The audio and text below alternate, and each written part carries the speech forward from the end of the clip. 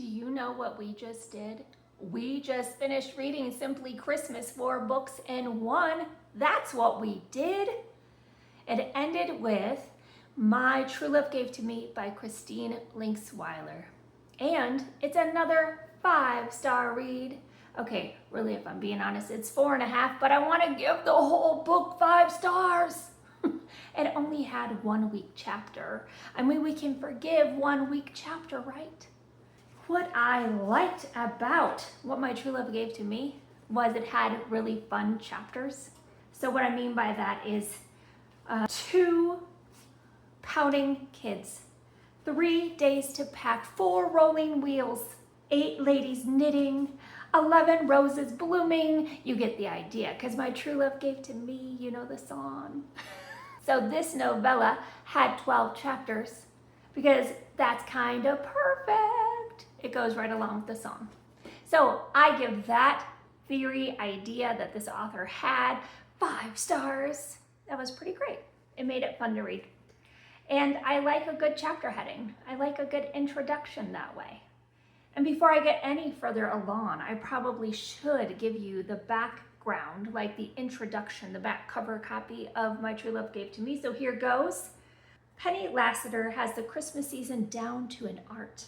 From tree trimming and cookie baking to all the endless parties, but when her husband takes her traditions for a ride, Penny's left to wonder, where do we put the tree?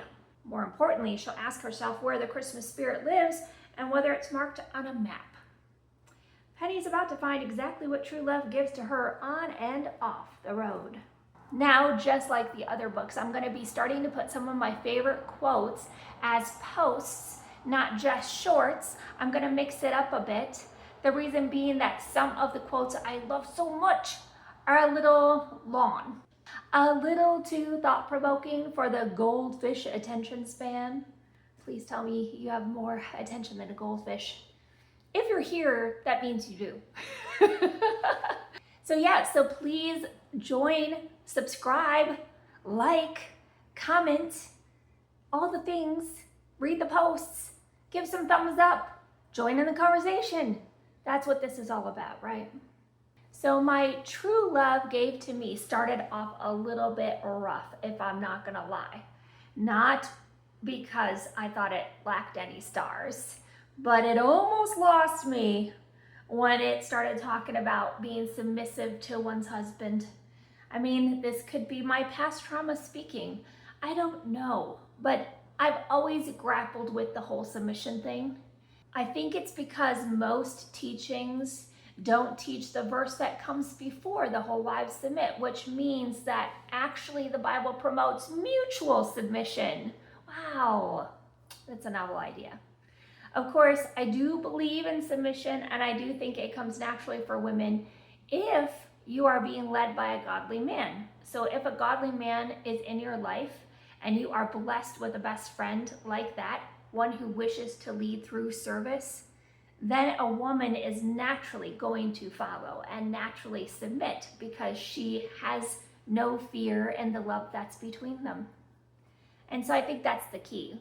These 4 books were published in 2004, so I think that I can forgive an outdated version of submission because, let's be honest, it hasn't really been taught well ever.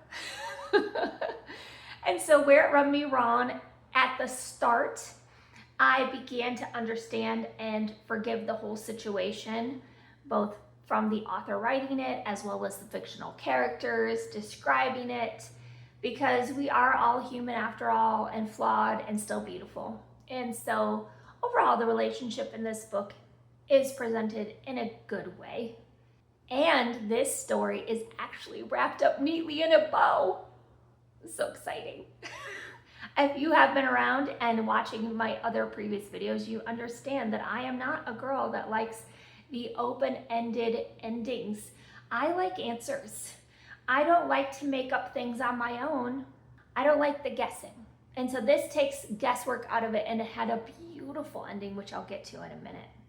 The premise of the submission in this book is a woman that is used to having Christmas done a certain way, used to seeing her family and her favorite people family traditions of like taking a daughter Christmas shopping and all the things, right? And so her husband comes out of the blue and says, hey, I've got the keys to an RV that we're borrowing and we are on our way. And instead of spending Christmas at home this year, I've taken a month off of work and we are gonna go travel.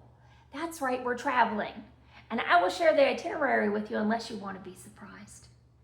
And so after some days of pouting by the adult woman in this story, the wife and the mother, eventually she finds her way to agree and does so at first grudgingly, but eventually her heart begins to soften and she's truly along for the ride, because as the story unfolds and the places in the itinerary are exposed, it turns out that her husband wanted more from Christmas. And so there's service projects and helping others and unexpected twists and turns to include spending time with his family and helping them, but also surprising his wife by finding their way back to her family on Christmas Day after all.